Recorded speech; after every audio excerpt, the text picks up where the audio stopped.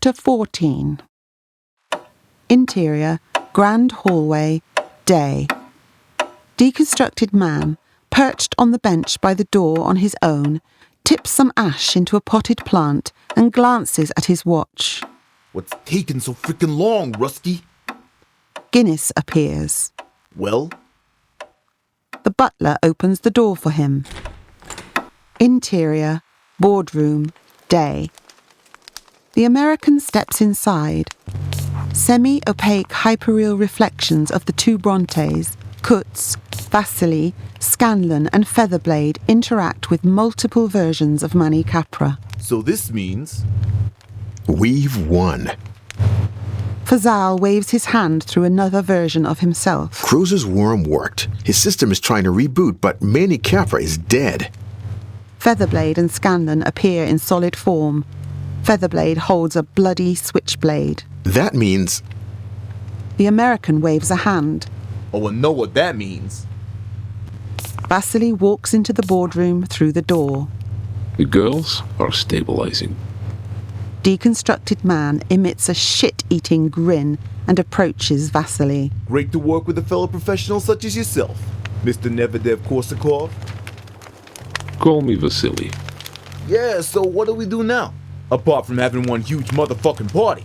Call me Vasily. Yeah, you said that. Quit dicking around. Call me.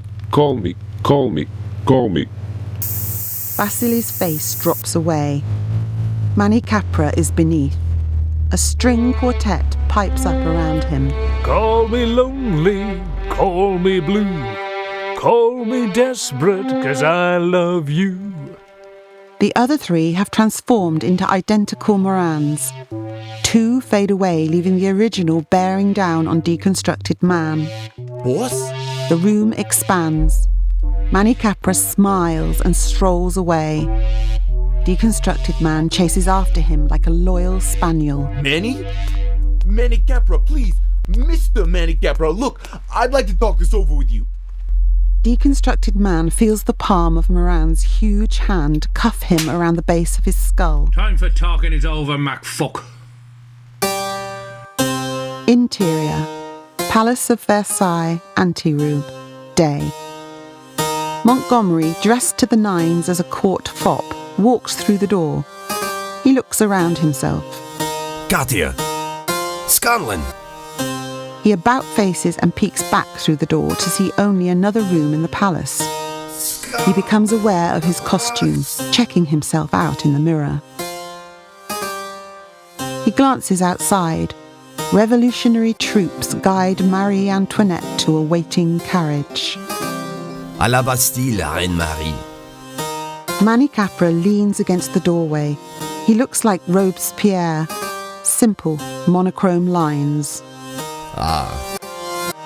Guinness places the salver on a table in front of him. Montgomery crosses his arms, glaring at the butler. Would Sir care to dine now? Where's Katia? Where's the others? I thought you deserved a special treat this evening, Jean. Something personal, something close to your heart. Montgomery flinches. Make it quick. This should be savoured. A prince's dish for a fool. Guinness raises the salver lid to present the dish. Montgomery's mouth drops like a gaping fish in a net. The silver charges laid by Montgomery on the way into the estate sit proudly garnished with a green salad. Bon appetit. Mannycapra raises a glass of Merlot, all the fires of hell in his grinning, crimson eyes. Boom!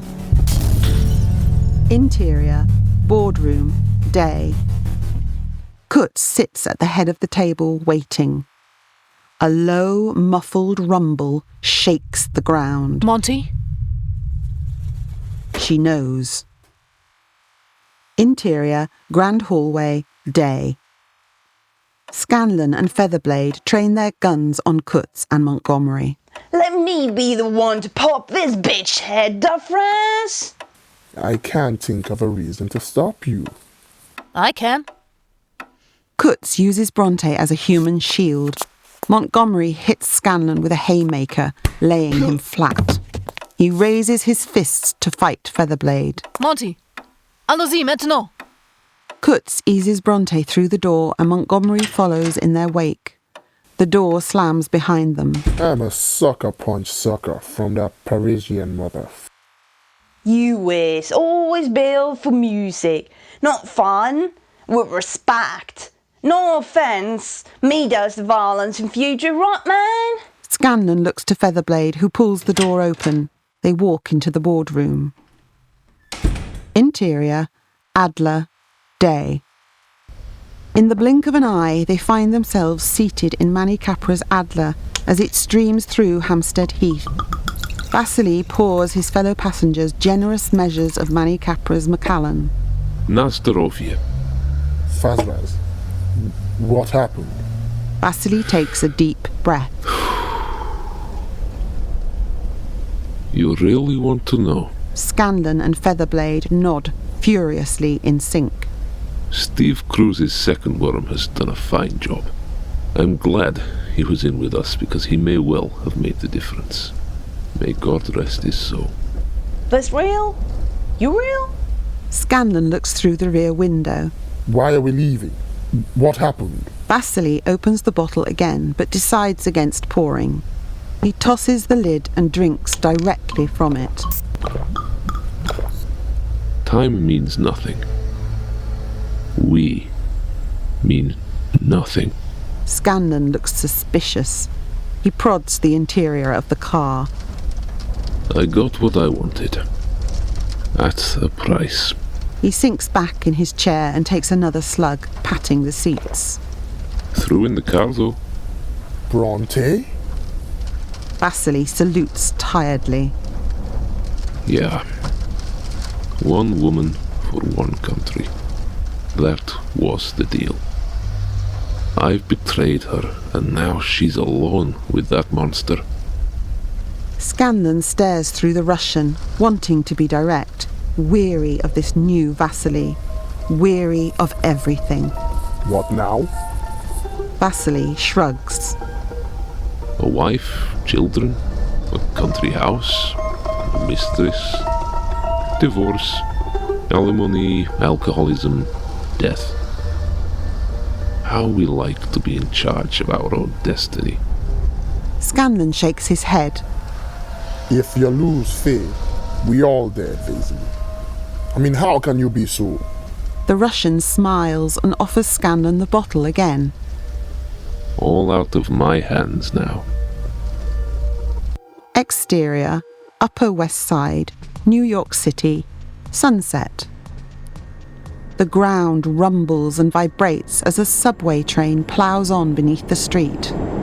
Valtero's Bar and Grill is in the centre of a busy Cosmo thoroughfare, a relic among the early 23rd century modernity of driverless cars and a sky almost black with drone traffic ranging from huge autonomous blimps to flea-sized crafts. The piped dance music from bodegas and the overheating of tempers in the traffic when it would be quicker to walk, buskers, street artists, cosmetics hustlers. Deconstructed man finds himself on the street somewhat chubbier and in cheaper clothes than his London version. He pats himself down. A sandwich and a cappuccino to go slide across towards him from an open hatch in Valtero's. Pastrami on rye? He frowns, still dazed. What the fuck? Is this your idea of a joke? He sniffs the food. Not bad though. He tucks into the sandwich, sauce dribbling down his chin. He saunters down the sidewalk, taking in familiar sights, sounds, and smells. This is some powerful sensory shit, boss. Best tech I've ever seen. Real is real. As he eats and walks, Deconstructed Man spots an even tastier morsel heading towards him. She wears a lilac summer dress that accentuates feline curves, a simple auburn bob revealing a creamy, delicate, innocent oval face. The deep hazel eyes that now stare glassily across at him belong to none other than Katia Kutz. And again, I don't get it. I betray your ass, you reward me. But I do like your style. What you talking about, Teddy? Deconstructed man sips his cappuccino and grins back at her. Don't stare at me like that. She looks embarrassed. Who's Teddy when he's at home? She looks vexed by something. She points over to the bar section of the cafe. You know who we got sitting over there? We got the mayor of New York City himself. Is that right? I don't want to make you jealous, baby, but, well, I was walking out of the restroom over there, and I see her looking at me up and down, you know, giving me her penis eye. Anyways, I made past her table, like I don't see her, and then she reaches over and pinches my ass. Deconstructed man tries to focus, to contemplate a way out of the maze. And then I slap her fucking ugly city hall face. She comes over all nasty, trashing me like a Pollock slut. I mean, her trying to stereotype me? Huh? I tell her to keep her dirty fat hands off. Mayor or no fucking mayor, she's gonna be spitting teas over the fucking sidewalk. Rockmonter don't know who you are. And who am I, darling? She smiles at him before returning to her backward sneer. He shoots a glance over to a fat cat female mare, built like a VW Beetle and tucking into chicken wings. Then to the other guests, then to the exit. Ha! Did you see his face? See, then I said to him that my boyfriend's in this restaurant, see? My boyfriend's name's Teddy DeCamora, and Teddy's daddy is... Deconstructed man drops his sandwich. Ricardo Alphonse de Camora? The last capo de tutti capi of New York City? He now has an idea what this could be all about. He hopes that he is wrong. Oh, you okay, baby? You look like you've seen a ghost. Deconstructed man backs away from her. I gotta go take a shit, honey. A touch indelicate, and I was in the middle of a story. But just go right ahead. Deconstructed man puts his shades on and takes a long look around. He then heads into the cafe and downstairs. Interior, men's restroom, day. Deconstructed man begins to sob at his reflection in the large mirror. He's just put something together. Mr. Mannycapra, I know you're listening, and here's the thing. I think I now see the error of my ways, and with your help, maybe I could still be an asset to this company. I'm the best shot in the business. Need someone clipping, I'm your man. How about it? Mr. Mannycapra, I know you're listening, watching, whatever. He thought of the kneecaps he had smashed, testicles he'd burnt with acid, faces destroyed, eyes gouged, skin flayed, fingers removed, heads crushed. He remains alone. The figure staring back at him in the restroom mirror is shorter and fatter. His paunch, slicked back hair, cream linen Albertini suit, crisp white Muller shirt, designer goatee and cocky gait complete a picture of 30-something mafioso at leisure. Teddy DeCamora's face is glazed with sweat and lined with tension. He speaks to his reflection. I clipped you. Clipped you good. Private job. No one knows what happened but me. Deconstructed man shakes his head. Power tools. Blowtorch, the lot. You pissed off some powerful people, Teddy. The reflection animates into the real Teddy. Take it from me. You're a master in action, Gracie. A real frickin' master. Mannycapra, you can't know about this. It's all in the past. Mannycapra! It's all in the past. All in the past. The restroom door is kicked in with enough force to take it clean off the hinges. Apsley Moran steps over, wearing exactly the same lilac dress as the girl he'd just been sitting with. Moran promptly raps him across the jaw with his pistol, loosening a couple of molars in the process. He hits the floor, cringing into a fetal position. He is joined by Susan Pollard. That's him. That's the fucking rat we're looking for. Moran speaks in Kutz's voice. I didn't hurt you now, baby, did I? Did I? A clean-cut, fitter and 10 years younger Grayson Suarez sashays into the restroom. He cocks the safety on his .38, shoving the barrel into Dekamura's mouth before he can protest. Hey, you teddy bear. Let's go for a ride.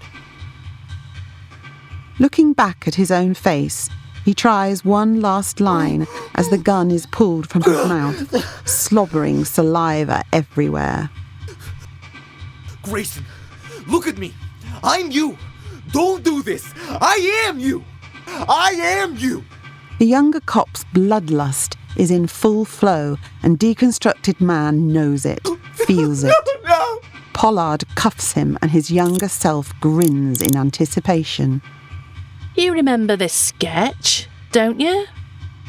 We take you down to the precinct, pretend to follow procedure, before he makes sure you go missing. No, please. Mannycapra, please. And then it gets all personal. Hack, burn, chop, snip. Evisceration station. Smelly, bloody, long, nasty. He feels the cold steel of the cuffs, knowing exactly what kind of ride he is in for. Couldn't happen to a nicer fella. Dread overcomes him as he returns to looking like himself. As they drag him through the door, his face comes inches away from the younger version of himself. How you doing, Rosebud? No! Deconstructed Man whines and screams as a white void overtakes the space. Grayson! Grayson! The future is. Hail folk, hail vanity, hail you. More episodes soon. Subscribe.